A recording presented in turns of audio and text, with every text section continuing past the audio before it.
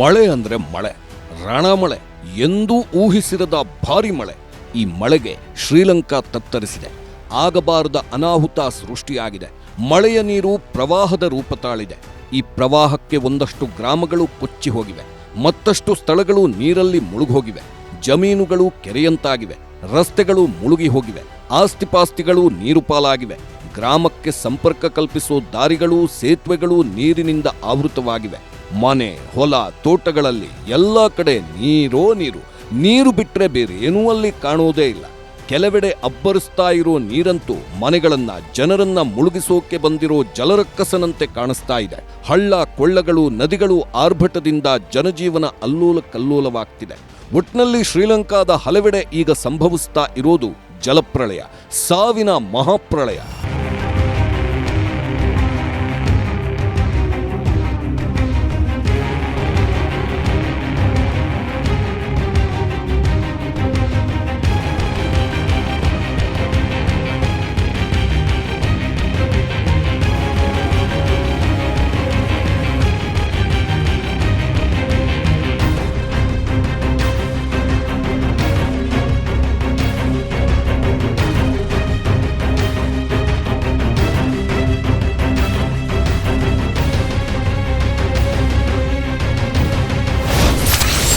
ದಿತ್ವಾ cyclone, ಸಾವಿನ ಢಮರುಗ, ನೀರಲ್ಲಿ ಮುಳುಗಿದ ಲಂಕೆ ದಿಕ್ಕಾಪಾಲು. 200ಕ್ಕೂ ಹೆಚ್ಚು ಸಾವು, 20,000 ಮನೆ ಧ್ವಂಸ, ಶಾಲೆ ಕಾಲೇಜುಗಳು ಬಂದ್. ಆಪರೇಷನ್ ಸಾಗರ್ ಬಂಧು ಅಖಾಡಕ್ಕೆ ಭಾರತದ ಮೇಲೆ ದಿತ್ವಾ ಎಫೆಕ್ಟ್ ಏನು? ಎಸ್, ದ್ವೀಪ ರಾಷ್ಟ್ರ ಶ್ರೀಲಂಕಾದಲ್ಲಿ ಮಳೆಯೋ ಮಳೆ. ಕೆಲವು ದಿನಗಳಿಂದ ಅಲ್ಲಿ ಸುರಿತಾ ಇರೋ ಮಳೆಗೆ ಜನರು ಬೆಚ್ಚಿ ಬೀಳುತ್ತಾ ಇದ್ದಾರೆ. ಇಷ್ಟು ದಿನ ಸ್ವಲ್ಪ ಸೈಲೆಂಟ್ ಆಗಿದ್ದ ವರುಣ ಈಗ ರೌದ್ರಾವತಾರ ತೋರಿಸೋಕೆ ಮುಂದಾಗಿದ್ದಾನೆ. ಮಳೆರಾಯ ಫುಲ್ ಆಕ್ಟಿವ್ ಆಗಿದ್ದು ಅವಾಂತರಗಳ ಮೇಲೆ ಅವಾಂತರಗಳನ್ನ ಸೃಷ್ಟಿ ಮಾಡ್ತಾ ಇದ್ದಾನೆ. ಶ್ರೀಲಂಕಾದ ಮೇಲೆ ಯಾವುದೋ ದ್ವೇಷ ಇಟ್ಕೊಂಡಿರೋ ಹಾಗೆ ನೀರನ್ನ ಸುರಿತಾನೇ ಇದ್ದಾನೆ. ಆ ಮಳೆಗೆ ನದಿ, ಕೆರೆಗಳು, ಕೊಳ್ಳಗಳು ತುಂಬಿ ಹರಿಯೋದು ಮಾತ್ರವಲ್ಲದೆ ಮನೆಗಳು ಕೂಡ ಕೊಚ್ಚಿ ಹೋಗ್ತಾ ಇದ್ದಾವೆ. ಮನೆಗಳ ಜೊತೆಗೆ ಮನೆಗಳಲ್ಲಿದ್ದ ಜನರೂ ಕೂಡ ನೀರಲ್ಲಿ ಕೊಚ್ಚಿ ಹೋಗಿ ಪ್ರಾಣ ಬಿಡುತ್ತಾ ಇದ್ದಾರೆ. ಅಲ್ಲಿ ಜನಜೀವನ ಅಲ್ಲೋಲ ಕಲ್ಲೋಲವಾಗಿದೆ. ಮಳೆಯಿಂದ ಮರ ಬಿದ್ದು, ಮನೆ ಬಿದ್ದು ಕೂಡ ಸಾವನ್ನಪ್ಪಿರೋರ ಸಂಖ್ಯೆ ಜಾಸ್ತಿನೇ ಇದೆ. ಈ ಮಳೆ ಆರ್ಭಟಕ್ಕೆ ಕಾರಣ ಏನು ಗೊತ್ತಾ? ಸೈಕ್ಲೋನ್ ದಿತ್ವಾ.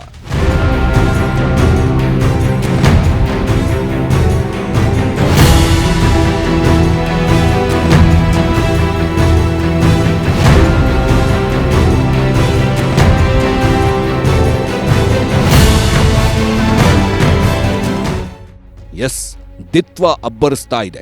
ಪೂರ್ವ ಕರಾವಳಿಯನ್ನ ತತ್ತರಿಸುವಂತೆ ಮಾಡ್ತಾ ಇದೆ. ಊರೂರುಗಳನ್ನ ನುಂಗ್ತಾ ಇದೆ. ಜನರನ್ನ ದಿಕ್ಕಾಪಾಲು ಮಾಡ್ತಾ ಇದೆ. ಗಂಟೆಗೆ ಒಂದಲ್ಲ ಎರಡಲ್ಲ 150 ಕಿಲೋಮೀಟರ್ ವೇಗವಾಗಿ ಬಂದು ಅಪ್ಪಳಿಸಿದ ದಿತ್ವಾ ಸೈಕ್ಲೋನ್ಗೆ ಪೂರ್ವ ಕರಾವಳಿಯ ಕೆಲವೆಡೆ ಅಲ್ಲೋಲ ಕಲ್ಲೋಲ ಸೃಷ್ಟಿಯಾಗಿದೆ. ಈಗ ದಿತ್ವಾ ಸೈಕ್ಲೋನ್ ಸುರಿಸ್ತಾ ಇರೋ ಮಳೆ ಕೇವಲ ಮಳೆಯಲ್ಲ, ಅದು ರಣಚಂಡಿ ಮಳೆ. ಕೇವಲ ಮಳೆ ಮಾತ್ರವಲ್ಲ, ಗಾಳಿಯೂ ಬೀಸ್ತಾ ಇದೆ.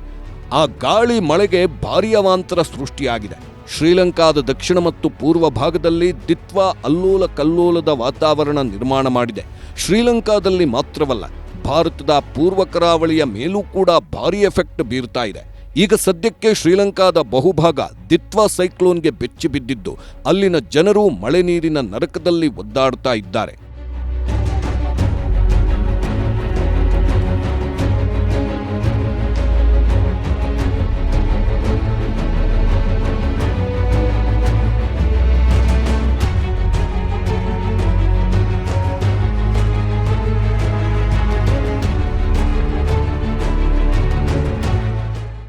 ಎಸ್, ದಿತ್ವಾ ಚಂಡಮಾರುತ ಜನರನ್ನ ದಿಕ್ಕಾಪಾಲಾಗಿಸಿದೆ.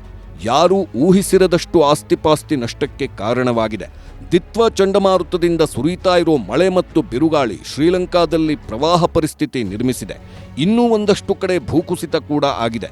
ಇಷ್ಟಕ್ಕೂ ದಿತ್ವಾ ಆರಂಭವಾಗಿದ್ದೆಲ್ಲಿ? ಶ್ರೀಲಂಕಾದಲ್ಲಿ ದಿತ್ವಾ ಅಬ್ಬರಿಸ್ತಾ ಇರೋದು ಹೇಗೆ? ಇಲ್ಲಿದೆ ನೋಡಿ.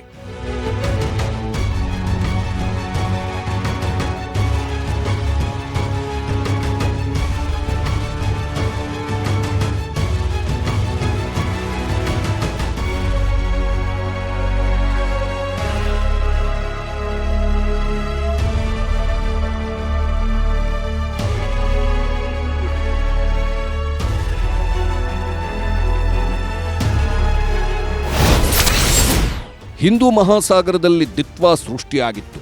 ಶ್ರೀಲಂಕಾದ ದಕ್ಷಿಣ ಭಾಗದಲ್ಲಿ ಆರಂಭವಾಗಿತ್ತು.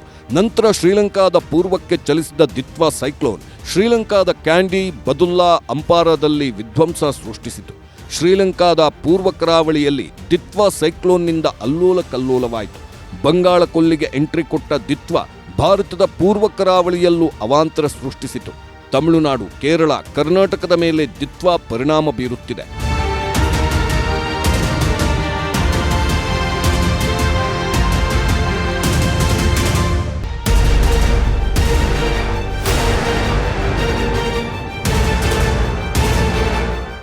ಶ್ರೀಲಂಕಾದಲ್ಲಿ ದಿತ್ವಾ ಎಫೆಕ್ಟ್ ಅಷ್ಟಿಷ್ಟಲ್ಲ. ದಿತ್ವಾ ಸುರಿಸಿದ ಮಳೆ ನೀರಿಗೆ ಜಲಾಶಯಗಳು ಮತ್ತು ನದಿಗಳು ಉಕ್ಕಿ ಹರಿದಿವೆ. ರಸ್ತೆಗಳು ನೀರಿನಿಂದ ತುಂಬಿ ಹೋಗಿ ಒಂದು ಕಡೆಯಿಂದ ಮತ್ತೊಂದು ಕಡೆಗೆ ಹೋಗೋದಿಕ್ಕೆ ಜನರು ಒದ್ದಾಡೋ ಪರಿಸ್ಥಿತಿ ನಿರ್ಮಾಣವಾಗಿದೆ. ಪ್ರಮುಖ ನಗರಗಳಿಗೆ ಸಂಪರ್ಕಿಸೋ ರಸ್ತೆಗಳಲ್ಲೇ ನೀರು ತುಂಬಿರೋದ್ರಿಂದ ಜನ ಸಂಕಷ್ಟಕ್ಕೆ ಸಿಲುಕಿದ್ದಾರೆ. ಶಾಲಾ ಕಾಲೇಜುಗಳನ್ನ ಬಂದ್ ಮಾಡಲಾಗಿದೆ. ರಸ್ತೆ ಸಂಚಾರ ಮಾತ್ರವಲ್ಲ, ರೈಲು ಸಂಚಾರ ಕೂಡ ಸ್ಥಗಿತವಾಗಿದೆ. ಮಣ್ಣು, ಬಂಡೆಗಳು ಮತ್ತು ಮರಗಳು ರೈಲ್ವೆ ಹಳಿಗಳ ಮೇಲೆ ಬಿದ್ದಿರೋದ್ರಿಂದ ಒಂದಷ್ಟು ರೈಲುಗಳನ್ನು ಸ್ಥಗಿತಗೊಳಿಸಲಾಗಿದೆ. ಕೆಲವು ರೈಲುಗಳು ಮತ್ತು ರೈಲು ನಿಲ್ದಾಣಗಳು ಕೂಡ ನೀರಲ್ಲಿ ಮುಳುಗೋಗಿವೆ. ರೈಲು ಮೂಲಕ ಒಂದು ಕಡೆಯಿಂದ ಮತ್ತೊಂದು ಕಡೆಗೆ ಹೋಗಬೇಕು ಅಂತ ಅಂದ್ಕೊಂಡಿದ್ದೋರು ಎಲ್ಲೂ ಹೋಗೋಕ್ಕಾಗದೆ ಒದ್ದಾಡೋ ಪರಿಸ್ಥಿತಿ ನಿರ್ಮಾಣವಾಗಿದೆ.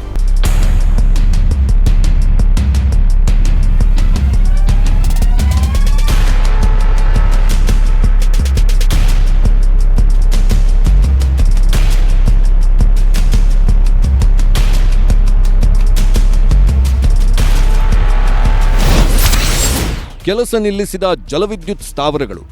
ದಿತ್ವಾ ಸೈಕ್ಲೋನ್ ಎಫೆಕ್ಟ್ನಿಂದ ಶ್ರೀಲಂಕಾದ 25% 30% ಪ್ರದೇಶದಲ್ಲಿ ವಿದ್ಯುತ್ತೇ ಇಲ್ಲ.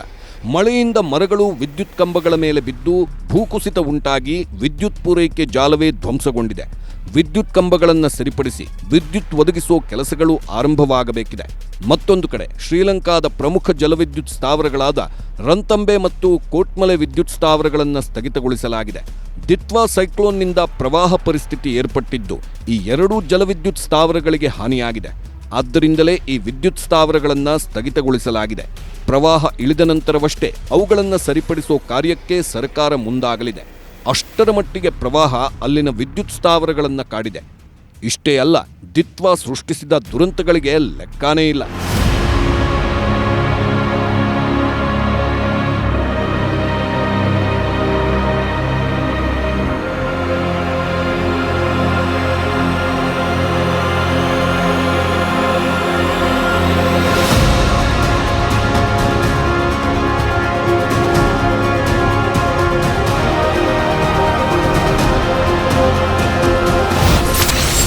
ದಿತ್ವಾ ಸೈಕ್ಲೋನ್ ದುರಂತದಲ್ಲಿ 200ಕ್ಕೂ ಹೆಚ್ಚು ಮಂದಿ ಸಾವನ್ನಪ್ಪಿದ್ದಾರೆ. ಕನಿಷ್ಠ 250ಕ್ಕೂ ಹೆಚ್ಚು ಮಂದಿ ನಾಪತ್ತೆಯಾಗಿದ್ದಾರೆ. ಎಲಿಯಾ, ಬದುಲ್ಲಾ, ಕ್ಯಾಂಡಿಯಲ್ಲೇ ಹೆಚ್ಚು ಸಾವು ಸಂಭವಿಸಿದೆ. ಒಟ್ಟು 2,66,114 ಕುಟುಂಬಗಳ ಮೇಲೆ ದಿತ್ವಾ ಪರಿಣಾಮ ಬೀರಿದ್ದು 20,000ಕ್ಕೂ ಹೆಚ್ಚು ಮನೆಗಳು ಸೈಕ್ಲೋನ್ಗೆ ಧ್ವಂಸವಾಗಿವೆ. 41,005 ಕುಟುಂಬಗಳಿಗೆ ಶ್ರೀಲಂಕಾ ಸರ್ಕಾರ ಆಶ್ರಯ ನೀಡಿದೆ. ಕನಿಷ್ಠ 9 ಲಕ್ಷ ಮಂದಿಯನ್ನ ಸರ್ಕಾರ ಸ್ಥಳಾಂತರಿಸಿದೆ. 1094 ಕೇಂದ್ರಗಳಲ್ಲಿ ನಿರಾಶ್ರಿತರಿಗೆ ತಾತ್ಕಾಲಿಕ ವಸತಿ ಒದಗಿಸಲಾಗಿದೆ. ಇಷ್ಟೇ ಅಲ್ಲದೆ 206 ರಸ್ತೆ, 10 ಸೇತುವೆ, ಹಲವಾರು ರೈಲ್ವೆ ಹಳಿಗಳಿಗೆ ಹಾನಿಯಾಗಿದೆ.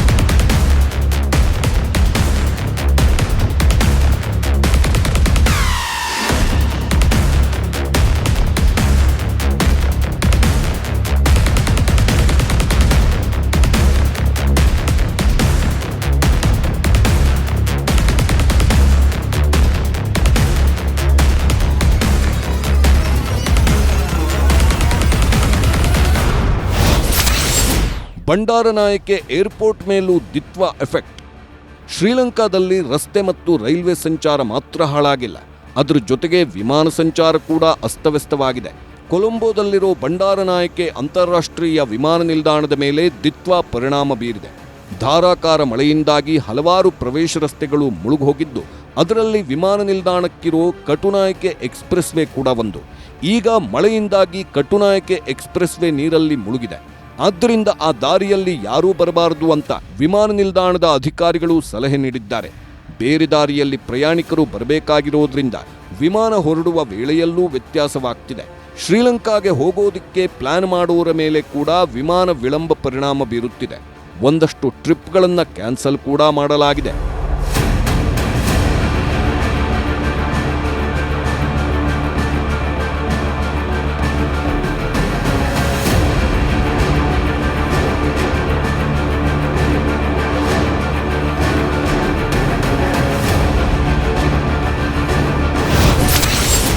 ಭಾರತದ ಮೇಲೆಯೂ ದಿತ್ವಾ ಪರಿಣಾಮ ಜೋರು. ಹಿಂದೂ ಮಹಾಸಾಗರದಲ್ಲಿ ಸೃಷ್ಟಿಯಾಗಿದ್ದ ದಿತ್ವಾ ಶ್ರೀಲಂಕಾದ ದಕ್ಷಿಣ ಮತ್ತು ಪೂರ್ವ ಕರಾವಳಿಯಲ್ಲಿ ಅಲ್ಲೋಲ ಕಲ್ಲೋಲವನ್ನೇ ಸೃಷ್ಟಿಸಿದೆ. ಅಷ್ಟೇ ಅಲ್ಲದೆ ಭಾರತದ ಪೂರ್ವ ಕರಾವಳಿಯ ಮೇಲೂ ಕೂಡ ಎಫೆಕ್ಟ್ ಬೀರೋಕೆ ಮುಂದಾಗಿದೆ. ಬಂಗಾಳ ಕೊಲ್ಲಿಯಲ್ಲಿ ರೂಪುಗೊಂಡಿರುವ ದಿತ್ವಾ ಚಂಡಮಾರುತದ ಪ್ರಭಾವದಿಂದ ತಮಿಳುನಾಡು, ಪುದುಚೇರಿ ಮತ್ತು ಆಂಧ್ರ ಪ್ರದೇಶದ ದಕ್ಷಿಣ ಕರಾವಳಿ ಹಾಗೂ ಕರ್ನಾಟಕದ ದಕ್ಷಿಣ ಭಾಗದ ಅಲ್ಲಲ್ಲಿ ಮಳೆಯಾಗುತ್ತಿದೆ. ತಮಿಳುನಾಡು, ಪುದುಚೇರಿ ಹಾಗೂ ಆಂಧ್ರದ ಹಲವೆಡೆ ಭಾರೀ ಮಳೆಯಾದರೆ ಕರ್ನಾಟಕದ ಹಲವೆಡೆ ತುಂತುರು ಮಳೆಯಾಗಿದೆ. ಸದ್ಯಕ್ಕೆ ಈ ದಿತ್ವಾ ಸೈಕ್ಲೋನ್ನಿಂದ ಭಾರತದ ಕರಾವಳಿಗೆ ಅಪಾಯವಿದೆ ಅಂತ ಹೇಳಲಾಗ್ತಾ ಇದ್ದು ಬಂದರುಗಳಲ್ಲಿ ಹೈ ಅಲರ್ಟ್ ಘೋಷಣೆ ಮಾಡಲಾಗಿದೆ. ಮೀನುಗಾರಿಕೆಗೆ ತೆರಳದಂತೆ ಮೀನುಗಾರರಿಗೆ ನಿರ್ಬಂಧ ವಿಧಿಸಲಾಗಿದೆ. ಆಂಧ್ರದ ಪ್ರಕಾಶಂ, ನೆಲ್ಲೂರು, ಕಡಪ, ಅನ್ನಮಯ್ಯ, ತಿರುಪತಿ ಮತ್ತು ಚಿತ್ತೂರು ಜಿಲ್ಲೆಗಳಲ್ಲಿ ರೆಡ್ ಅಲರ್ಟ್ ಘೋಷಣೆ ಮಾಡಲಾಗಿದೆ.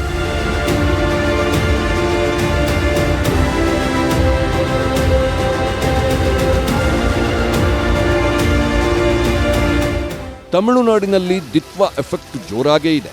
ಕಳೆದ ವಾರದಿಂದ ರಾಮನಾಥಪುರಂ ಸೇರಿದಂತೆ ತಮಿಳುನಾಡಿನ ದಕ್ಷಿಣ ಜಿಲ್ಲೆಗಳಲ್ಲಿ ನಿರಂತರ ಮಳೆಯಾಗುತ್ತಿದೆ. ತಮಿಳುನಾಡಿನ ಕೆಲವು ಪ್ರದೇಶಗಳಲ್ಲಿ ಮತ್ತು ರಾಮನಾಥಪುರಂ ಮತ್ತು ಮನ್ನಾರ್ಕೊಲ್ಲಿಯ ಕೆಲವು ಪ್ರದೇಶಗಳಲ್ಲಿ ಭಾರೀ ಮಳೆಯಾಗಲಿದೆ ಎಂದು ಹವಾಮಾನ ಇಲಾಖೆ ಮುನ್ಸೂಚನೆ ನೀಡಿದೆ. ಮುಂದಿನ 2 ದಿನಗಳಲ್ಲಿ ತಿರುವಲ್ಲೂರು, ಚೆನ್ನೈ, ಚೆಂಗಲ್ಪೇಟೆ, ಕಾಂಚೀಪುರಂ ಮತ್ತು ರಾಣಿಪೇಟೆ ಜಿಲ್ಲೆಗಳಲ್ಲಿ ಭಾರೀ ಮಳೆಯಾಗುವ ಸಾಧ್ಯತೆ ಇದೆ ಅಂತಾನೂ ಎಚ್ಚರಿಕೆ ನೀಡಲಾಗಿದೆ.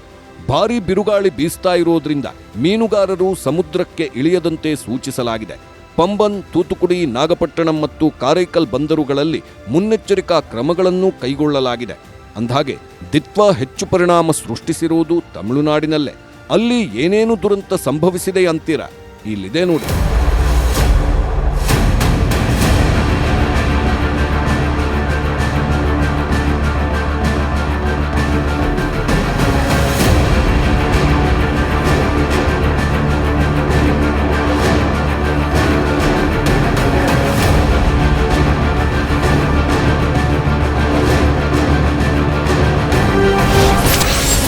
ದಿತ್ವಾ ಆರ್ಭಟಕ್ಕೆ 3 ಸಾವನ್ನಪ್ಪಿದ್ದಾರೆ. ಚೆನ್ನೈ ಏರ್ಪೋರ್ಟ್ನಿಂದ 83 ವಿಮಾನಗಳ ಹಾರಾಟ ರದ್ದಾಗಿದೆ. ಭಾರೀ ಮಳೆಗೆ 57,000 ಹೆಕ್ಟೇರ್ ಭೂಮಿ ಜಲಾವೃತಗೊಂಡಿದೆ. 150ಕ್ಕೂ ಹೆಚ್ಚು ಜಾನುವಾರುಗಳು ನೀರು ಪಾಲಾಗಿವೆ.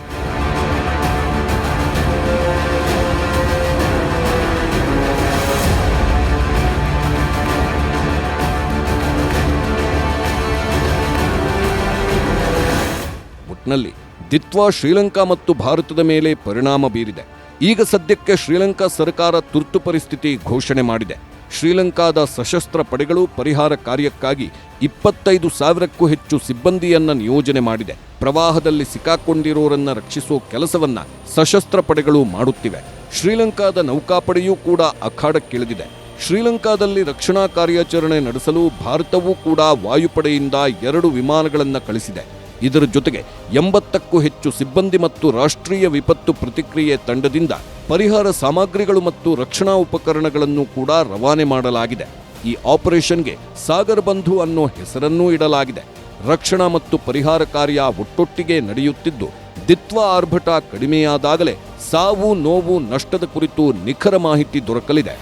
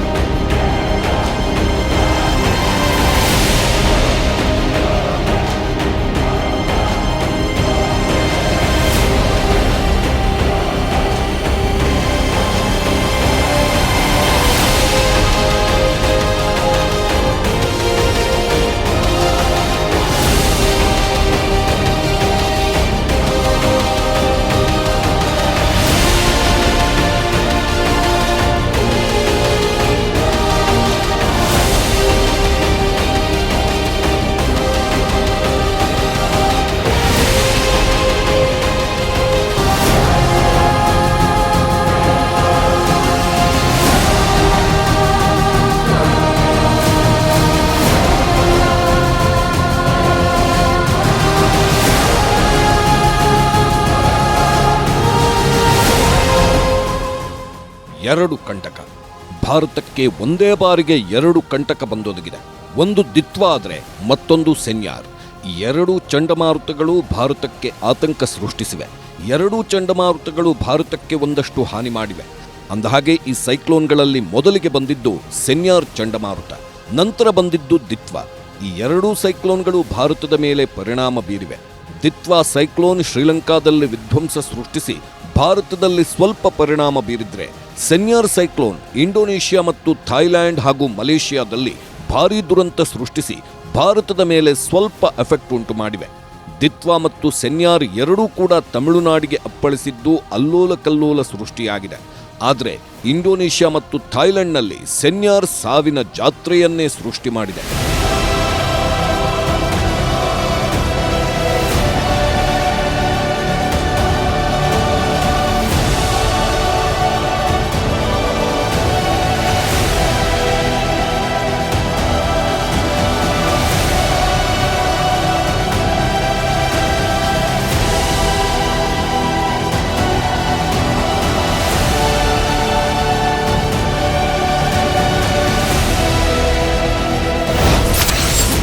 ಬಂಗಾಳ ಕೊಲ್ಲಿಯಲ್ಲಿ ದಿತ್ವಾಗೂ ಮೊದಲು ಸೆನ್ಯಾರ್ ಆರ್ಭಟ.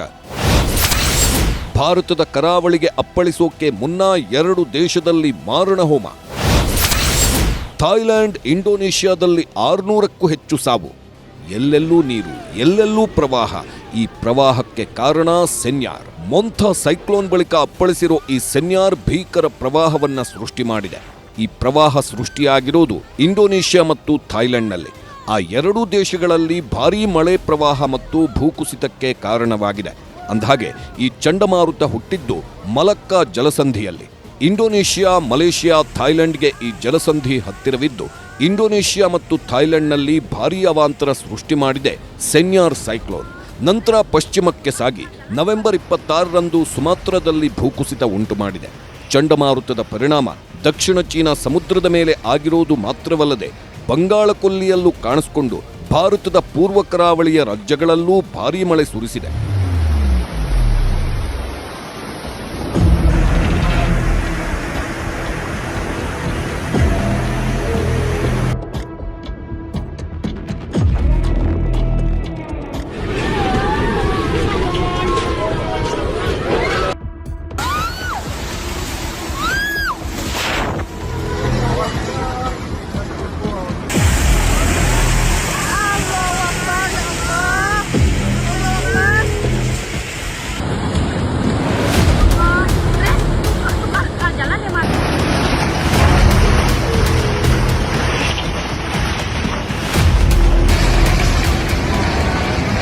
ಸೆನ್ಯಾರ್ ಚಂಡಮಾರುತವು ಮಧ್ಯ, ದಕ್ಷಿಣ ಥಾಯ್ಲ್ಯಾಂಡ್ ಮತ್ತು ಮಲೇಷ್ಯಾ ಪ್ರಸ್ಥಭೂಮಿ, ಇಂಡೋನೇಷ್ಯಾದ ಸುಮಾತ್ರದಲ್ಲಿ ಭಾರೀ ಪ್ರವಾಹ ಮತ್ತು ಭೂಕುಸಿತ ಉಂಟು ಮಾಡಿದೆ.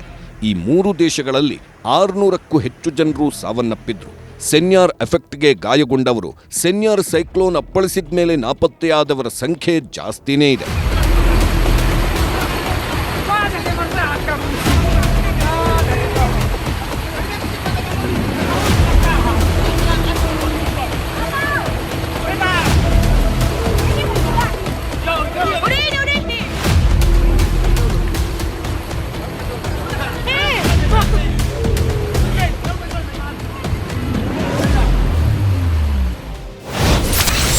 ಇಂಡೋನೇಷ್ಯಾದಲ್ಲಿ ಕನಿಷ್ಠ 355 ಜನ ಸಾವನ್ನಪ್ಪಿದ್ದಾರೆ.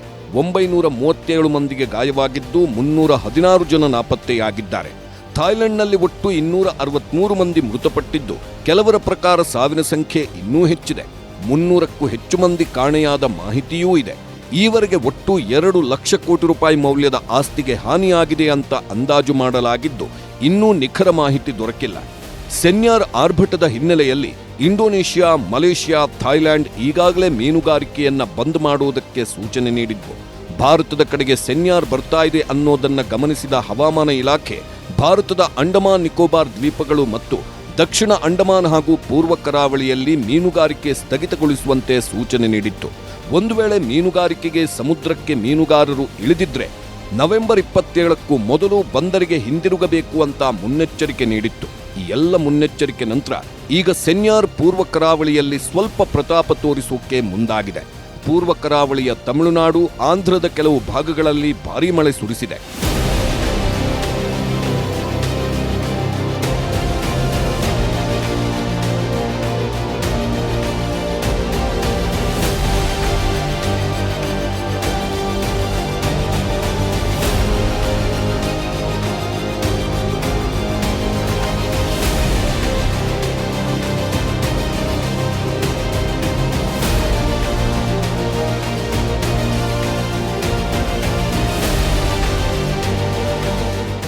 ಸೆನ್ಯಾರ್ನ ಪ್ರಭಾವದಿಂದ ದಕ್ಷಿಣ ಭಾರತದ ರಾಜ್ಯಗಳಲ್ಲಿ ಈಗಾಗಲೇ ಜನಜೀವನ ಅಸ್ತವ್ಯಸ್ತಗೊಂಡಿದೆ. ಎಡೆಬಿಡದೆ ಸುರಿಯುತ್ತಿರುವ ಮಳೆಯಿಂದಾಗಿ ಪ್ರವಾಹ ಉಂಟಾಗಿದೆ. ತೂತುಕುಡಿ, ತಿರುನಲ್ವೇಲಿ ಮತ್ತು ದಕ್ಷಿಣ ತಮಿಳುನಾಡಿನ ಭಾಗಗಳಲ್ಲಿ ಮನೆಗಳಿಗೆ ನೀರು ನುಗ್ಗಿದೆ ಮತ್ತು ರಸ್ತೆಗಳು ಜಲಾವೃತವಾಗಿವೆ. ನಾಗಪಟ್ಟಣಂನಲ್ಲಿ ನೀರು ನಿಂತಿದ್ದು ಸ್ಥಳೀಯ ಆಡಳಿತ ನೀರನ್ನ ಹೊರಹಾಕಲು ಹರಸಾಹಸ ಪಡುತ್ತಿದೆ. ಮಧುರೈ, ರಾಮನಾಥಪುರಂ, ತೂತುಕುಡಿ, ಮೈಲಾಡುತುರೈ, ತಂಜಾವೂರು, ಪುದುಕೋಟೈ, ತಿರುಚಿ, ನಾಗಪಟ್ಟಣಂ, ಶಿವಗಂಗೈ ಮತ್ತು ವಿರುದುನಗರದಲ್ಲಿ ಕೆಲವು ದಿನಗಳ ರಜೆಯನ್ನೂ ಕೂಡ ಘೋಷಣೆ ಮಾಡಲಾಗಿದೆ.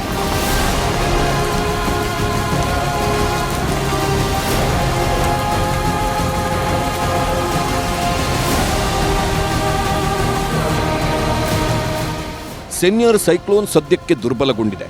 ಬಂಗಾಳಕೊಲ್ಲಿ ಅಂದ್ರೆ ಪೂರ್ವ ಕರಾವಳಿಯಲ್ಲಿ ತನ್ನ ಆರ್ಭಟವನ್ನ ಕಡಿಮೆ ಮಾಡಿದೆ.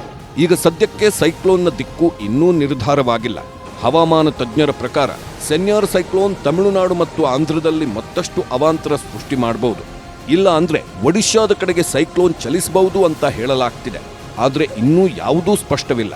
ಡಿಸೆಂಬರ್ 1ರಂದು ಅಂದ್ರೆ ತಮಿಳುನಾಡು ಅಥವಾ ಆಂಧ್ರ ಪ್ರದೇಶದ ಕರಾವಳಿಯಲ್ಲಿ ಸೆನ್ಯಾರ್ ಆರ್ಭಟ ಮಾಡುತ್ತೋ, ಇಲ್ಲ ಅಂದ್ರೆ ಉತ್ತರದ ಕಡೆಗೆ ಚಲಿಸಿ ಒಡಿಶಾಗೆ ಅಪ್ಪಳಿಸುತ್ತೋ, ಇಲ್ಲ ಅಂದ್ರೆ ಸಮುದ್ರದಲ್ಲೇ ಮತ್ತಷ್ಟು ದುರ್ಬಲಗೊಳ್ಳುತ್ತೋ ಅನ್ನೋದು ಗೊತ್ತಿಲ್ಲ.